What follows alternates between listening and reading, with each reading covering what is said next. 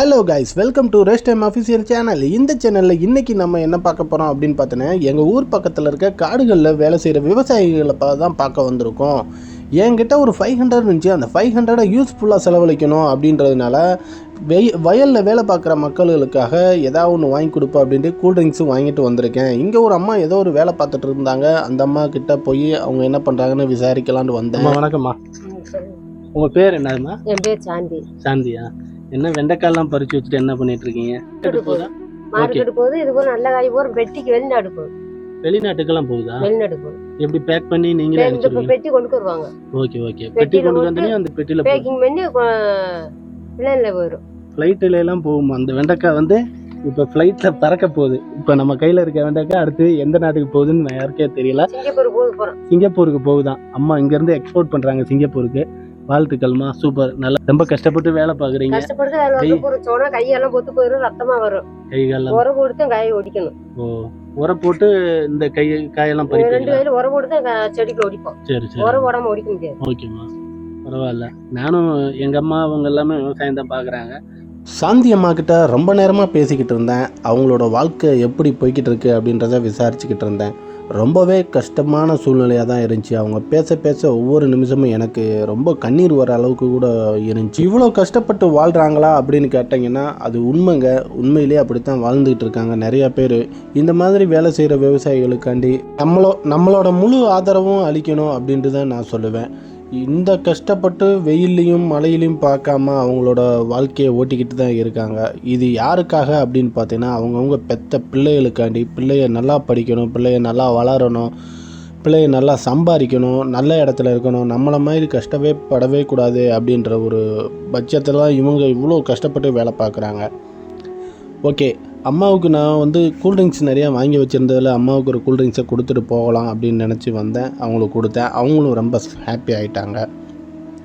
அதுக்கப்புறம் பார்த்திங்கன்னா வயல்வெளியில் உரம் விதைச்சிக்கிட்டு இருந்தார் ஒரு அண்ணன். அந்த அண்ணனுக்கும் ஒரு கூல்ட்ரிங்க்ஸை கொடுக்கலாம் அப்படின்னு கொடுத்தேன். அவரும் ரொம்ப ஹாப்பி ஆகிட்டார்.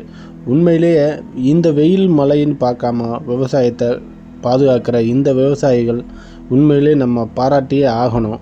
அவ்வளோ ஒரு இதாக இருந்துச்சு. இந்த வெயிலில் கூட என்னால் சத்தியமாக நின்று பேசவே முடியல. அவ்வளோ வெயில் அடிச்சிச்சு. மூஞ்சியெல்லாம் பார்த்திங்கன்னா ஒரு மாதிரி தகதகன்னு எரிய ஆரம்பிச்சிருச்சு.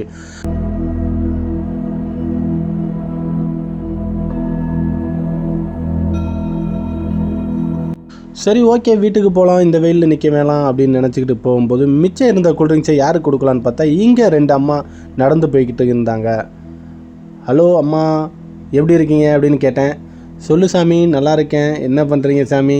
ஐயோ, இது என்னப்பா கூல்ட்ரிங்க்ஸா, கலரா அப்படின்வாங்க. கூல்ட்ரிங்க்ஸ் அப்படின்ட்டு நம்ம சொல்லுவோம், அவங்க என்ன சொல்லுவாங்க, கலர் அப்படின்வாங்க.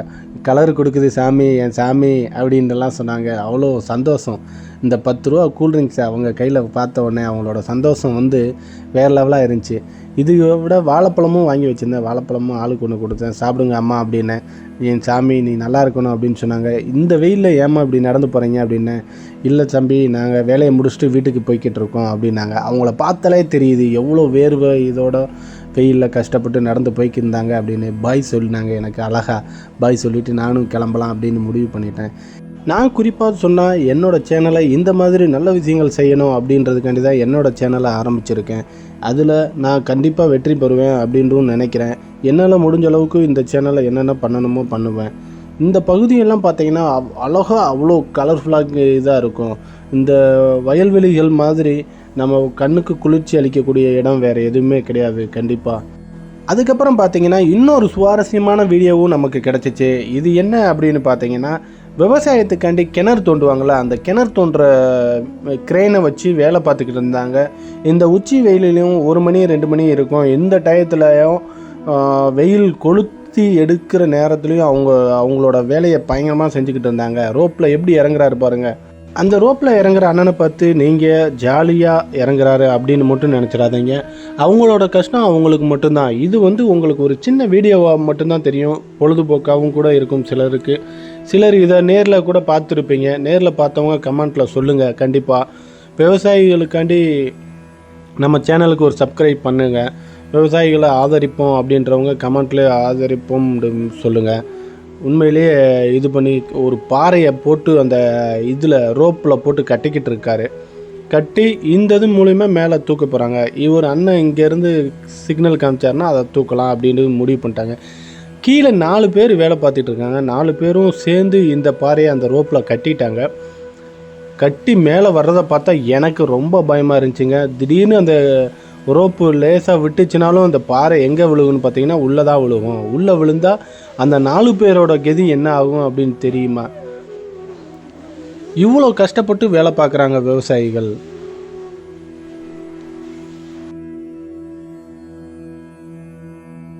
நான் வந்து கொஞ்ச நேரம் இவங்களோட வேலை எப்படி இருக்குது அப்படின்றத பதிவு பண்ணலாம் அப்படின்ட்டு தான் இந்த இடத்துக்கு வந்தேன். ஆனால் அவங்க சொல்லிட்டாங்க, தம்பி எங்களுக்கு வேலை முக்கியம், ரொம்ப டைம் ஆகிடுச்சு, நாங்கள் வந்து இந்த வேலையை எவ்வளோ சீக்கிரம் முடிக்கணுமோ முடிக்கணும், எங்கள் ஓனர் வந்து பக்கத்தில் தான் நிற்கிறாரு அப்படின்னு சொல்லியிருந்தார். சரி ஓகேண்ணா, பாருங்கள் வேலையை நல்லா பண்ணுங்கள். இந்த இடத்துல மொத்தம் 7 பேர் வேலை பார்த்துக்கிட்டு இருந்தாங்க. அவங்களுக்கு எல்லாமே நம்ம வாங்கி வச்சுருந்த கூல்ட்ரிங்க்ஸும் வாழைப்பழத்தும் கண்டிப்பாக கொடுப்போம் அப்படின்னு நினச்சேன். ஆனால் டீ டைம் முடிஞ்சா அப்படின்னு கேட்டேன். கண்டிப்பாக முடிஞ்சிருச்சு தம்பி, மணி 1 மணி ஆக போகுது அப்படின்னு சொன்னாங்க. நம்ம கொடுத்த இந்த வாழைப்பழத்தையும் கூல்ட்ரிங்க்ஸையும் வாங்கிட்டு ரொம்ப ஹாப்பியாக வாங்கி வச்சுக்கிட்டாரு. அதில் ஒரு படி இந்த அண்ணா வந்து என்ன பண்ணார் அப்படின்னு பார்த்தீங்கன்னா, ஏதோ செலவுக்கு கொடுத்துட்டு போங்க தம்பி அப்படின்றாரு. என்கிட்ட ஒரு 100 ரூபா இருந்துச்சு, அந்த 100 ரூபா வச்சுக்கண்ணா அப்படின்னு சொன்னேன். சரி ஓகே தம்பி சந்தோஷம் அப்படின்னு சொல்லி வாங்கி வச்சுக்கிட்டாரு. அண்ணாங்க கூட ரொம்ப நேரம் பேசிக்கிட்டே இருந்தேன். எப்படி வேலை செய்கிறாங்க, எப்படி இது ஆப்ரேட் பண்ணுறது, இதெல்லாம் எவ்வளோ சம்பளம் வரும் ஒரு நாளைக்கு, இதை பற்றி டீட்டெயிலெலாம் கேட்டுக்கிட்டே இருந்தேன். கேட்டு சரி ஓகேன்னு அவங்க பதிலெல்லாம் சொன்னாங்க. சொல்லிவிட்டு தம்பி ஓகே ரொம்ப நேரம் ஆயிடுச்சு, நீங்கள் வந்து வெயிலில் ரொம்ப நேரம் நிற்கிறீங்க, நீங்களும் நாங்கள் தான் கஷ்டப்படுறோம், நீங்கள் ஏன் கஷ்டப்படுறீங்க, வீட்டுக்கு போங்க அப்படின்னு சொன்னாங்க. அதுக்கப்புறம் அந்த ரோப்பில் கீழே இறக்கி விட்ட கூல்ட்ரிங்க்ஸை கீழே இருக்கிற எல்லா அண்ணாக்களும் குடிக்கிறாங்களா அப்படின்ட்டு நான் பார்த்துட்டு கிளம்புறேண்ணே அப்படின்னு சொன்னேன். இதே மாதிரி உங்களோட அப்பா அம்மா கஷ்டப்பட்டதை நீங்கள் கண்கூட பார்த்துருந்தீங்கன்னா இந்த வீடியோவில் கீழே கமெண்ட்டில் சொல்லுங்கள்.